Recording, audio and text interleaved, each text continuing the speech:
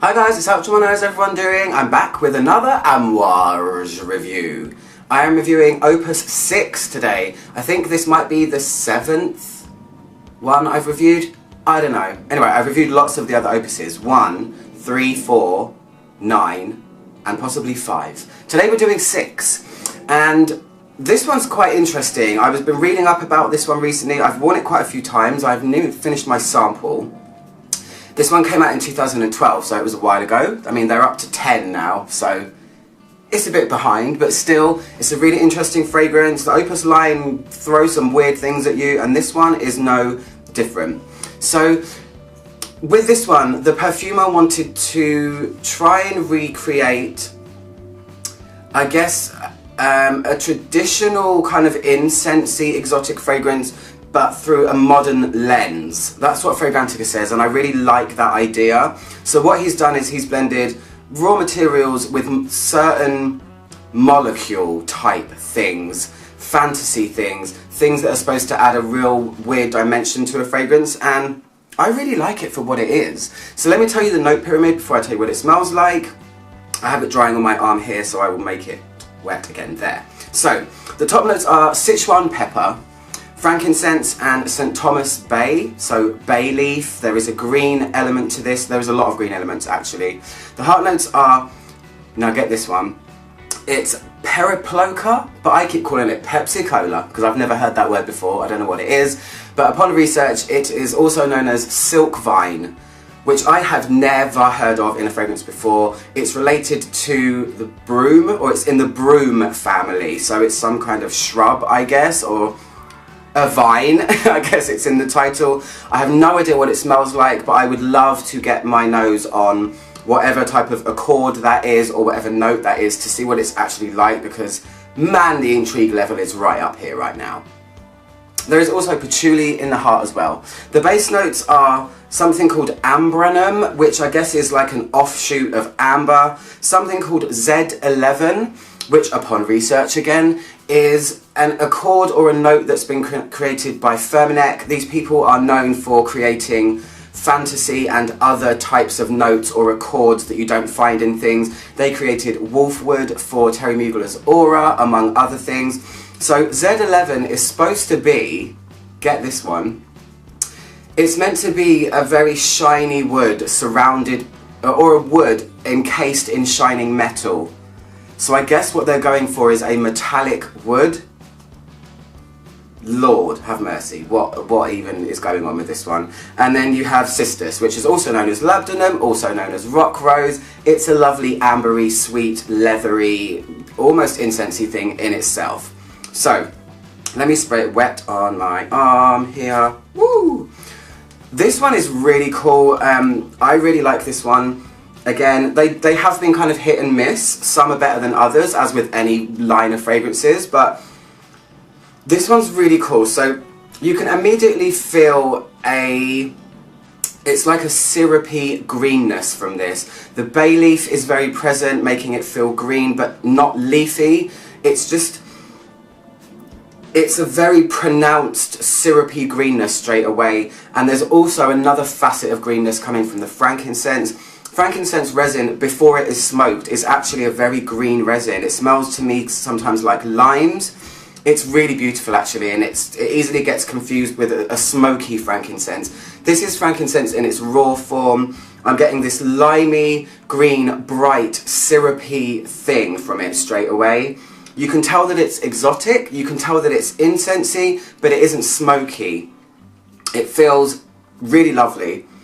It's got a little bit of effervescence going on, a little bit of brightness, but really it's quite deep, at the same time being fresh. It's a little bit contrasting, this one, but it's definitely pleasant. The patchouli in here is not acting in a normal patchouli way. It's not making it very 70s or rough or earthy or peppery. This is where you can really feel the leafiness of patchouli, but this green, whatever this, like I said, syrupy, almost like if honey was green in colour, feeling, is coming through over everything else. It's kind of like enveloping all of the other notes, and there's definitely a sweetness here. It's a tangy, syrupy thing, and it's also very sweet as well, but there is a greenness cutting through the sweetness. Interesting, to say the least. I'm not sure I really feel anything that would resemble a wood encased in shining metal.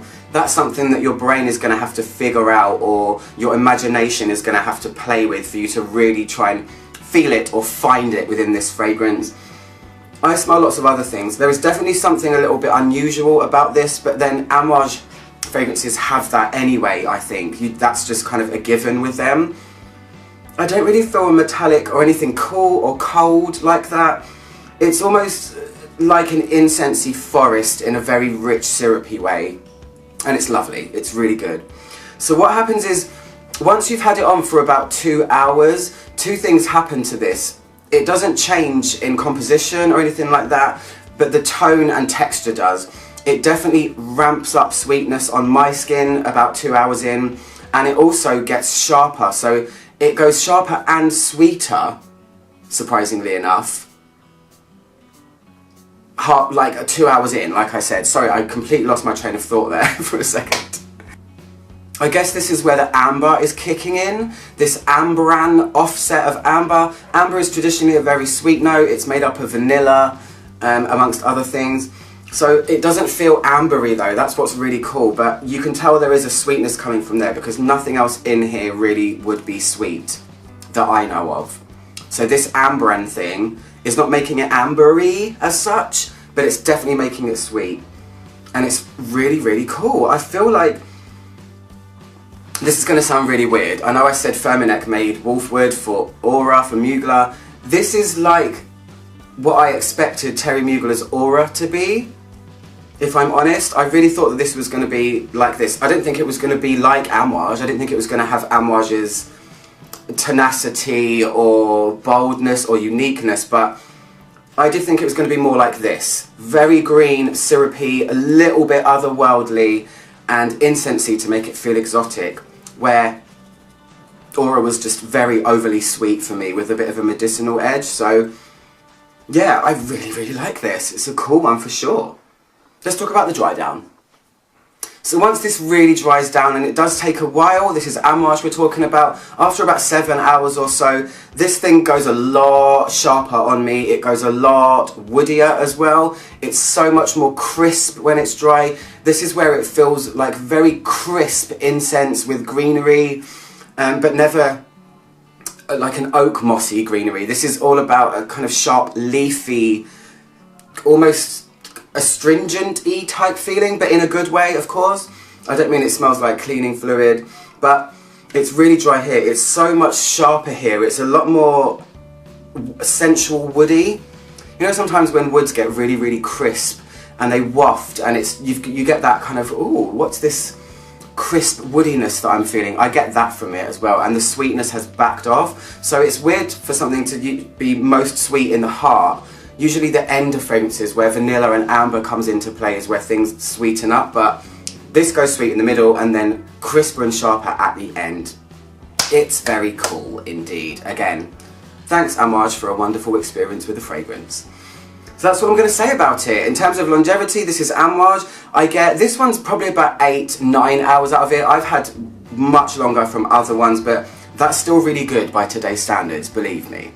Anyway, if you guys want to get this fragrance, head on over to natino.co.uk. I will post a link below, they sell it there. I'm Ouch Domino, click my logo down there to subscribe, and I'll see you guys soon for another video. Real soon.